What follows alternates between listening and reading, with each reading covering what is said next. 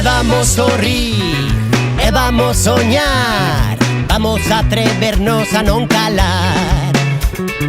E vamos sorrir, e vamos soñar, vamos atrevernos a non calar.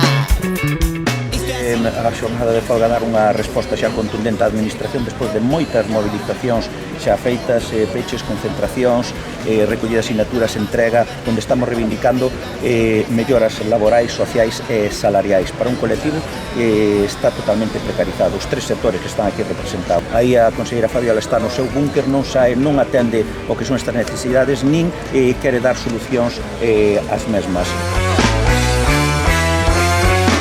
Temos tamén uns servicios mínimos totalmente abusivos que nos impuxeron sin ningún tipo de negociación, en donde só entre un 20 ou un 30% pode secundar a folga. Se miramos neste colectivo máis de 5.000 traballadores e traballadoras que están afectados, está claro que a participación é moi maioritaria e todo o que puido vir está aquí.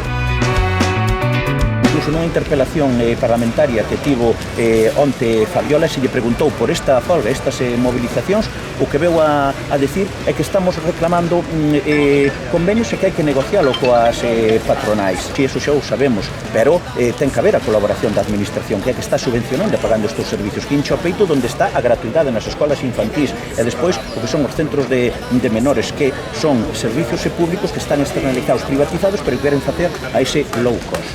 Así sempre será, ese día non chegará. Que salga do búnker, señora Fabiola, que colla e que empece a solucionar os problemas. Pero tamén quero mandar un recado para o presidente da Xunta, Alfonso Rueda, donde poña o que son as súas conselleiras, pois tamén a facer o seu traballo e atender as reivindicacións, porque son miles de traballadores, e que aquí están os que poden.